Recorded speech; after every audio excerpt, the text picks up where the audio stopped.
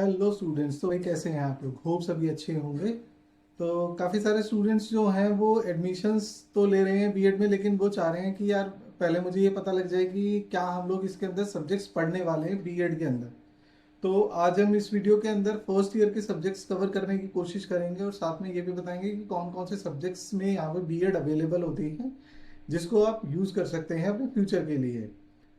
आगे बढ़ने से पहले हम लोग बताना चाहेंगे कि हम लोग हरियाणा से बीएड के एडमिशन्स करवाते हैं। अगर कोई स्टूडेंट हरियाणा से बीएड के एडमिशन्स करना चाहता है, ठीक है, तो वो हम लोगों के थ्रू कांटेक्ट कर सकता है।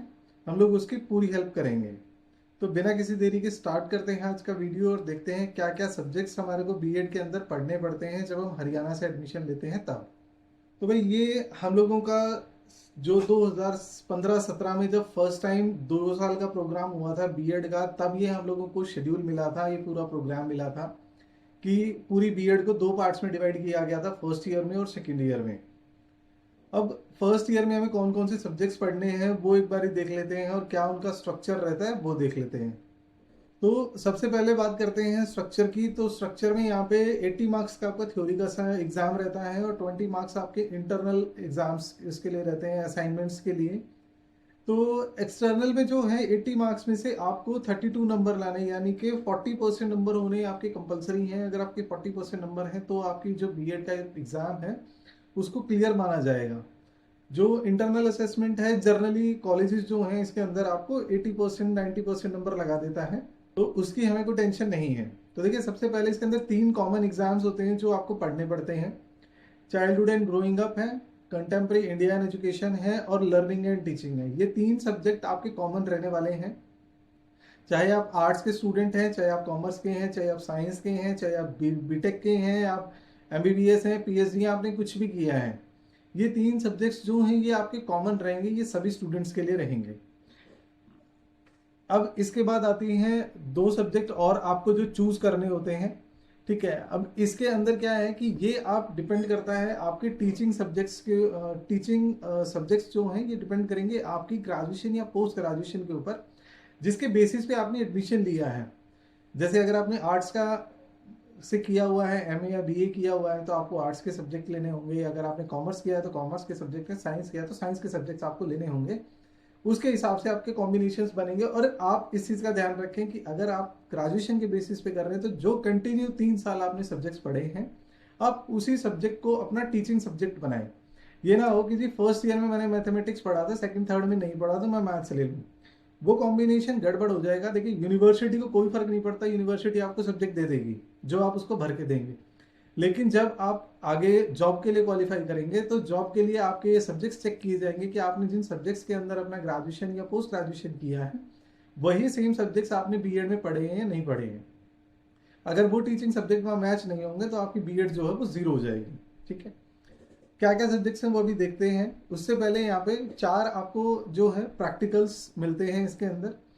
Reading and reflecting on text, drama and art, critical understanding of ICT और अंडरस्टैंडिंग द सेल्फ। ये 4 सब्जेक्ट्स आपको और मिलते हैं जो कि 50-50 मार्क्स के आपके होते हैं। 5 पेपर आपके हो गए थ्योरेटिकल प्लस असाइनमेंट्स और 4 आपके हो गए प्रैक्टिकल्स। इसके अंदर टोटल आपको जो मार्क्स आते हैं वो 700 का ये टोटल जो प्रोग्राम है फर्स्ट ईयर में बनता है। अब एक बार देखते हैं कि फर्स्ट ईयर में आपके पास सब्जेक्ट्स क्या क्या हो सकते हैं जिसकी आपकी रिक्वायरमेंट होने वाली है।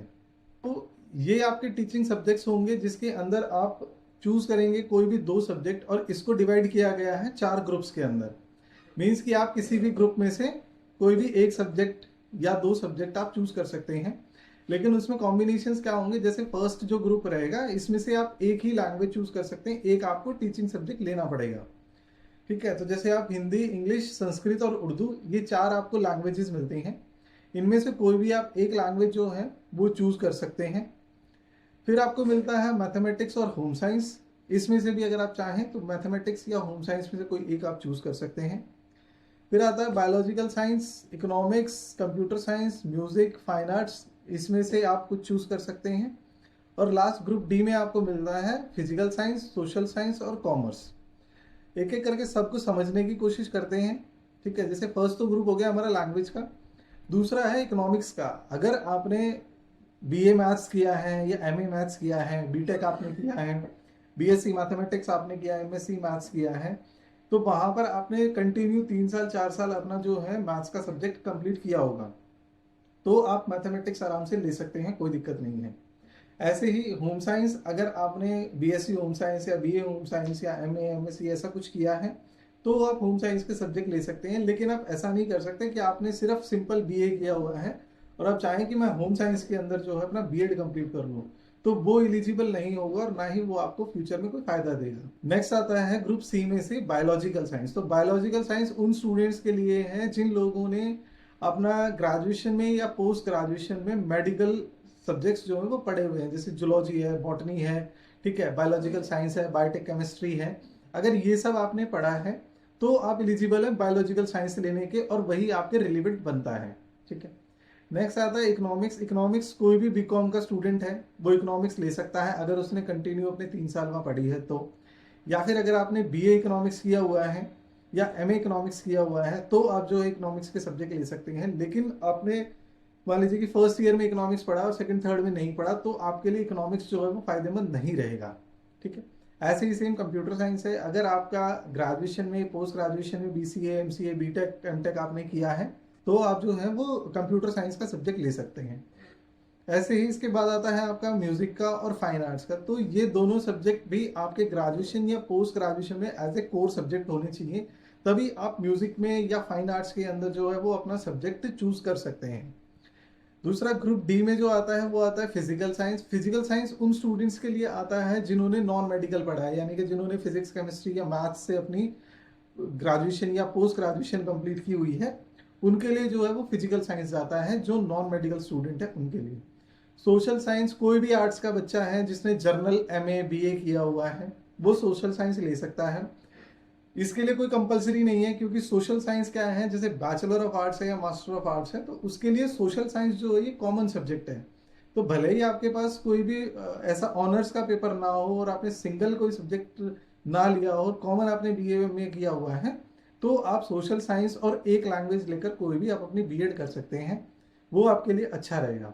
नेक्स्ट आता है इसमें कॉमर्स का सब्जेक्ट। तो कॉमर्स का सब्जेक्ट जिन बच्चों ने बीए ऑनर्स नहीं किया, सॉरी बीकॉम ऑनर्स नहीं किया हुआ है, ठीक है, और सिंपल उन्होंने अकाउंट्स के साथ में, बिजनेस के साथ में, मैथ्स के साथ में 1-2 साल पढ़ने के बाद उन्होंने कॉमर्स के सब्जेक्ट लेकर अपना बीकॉम या एमकॉम किया है, तो उन स्टूडेंट्स के लिए जो है वो कॉमर्स का एक कॉमन सब्जेक्ट जाता है।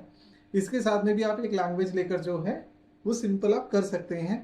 तो मोटा मोटा ये है कि भाई जिसने बीए किया हो, ठीक है, प्लेन विदाउट ऑनर्स, या बीकॉम किसी ने किया हो विदाउट ऑनर्स प्लेन में, ठीक है, तो वो लोग क्या है वो सोशल स्टडीज के साथ में जा सकते हैं या कॉमर्स के साथ में जा सकते हैं। तो ये आपके सबसे बेटर कॉम्बिनेशंस बनेंगे जब आपके पास कोई भी ऑनर्स का पेपर नहीं है। तो अब कुछ स्टूडेंट आते हैं जिन्होंने ज्योग्राफी में किया हुआ है या हिस्ट्री में किया हुआ है, तो देखिए हिस्ट्री या ज्योग्राफी से रिलेटेड कोई सब्जेक्ट्स नहीं है बीएड के अंदर, तो वो क्या करेंगे, वो सिर्फ सोशल स्टडीज को लेकर ही अपना जो बीएड है वो कंप्लीट कर सकते हैं।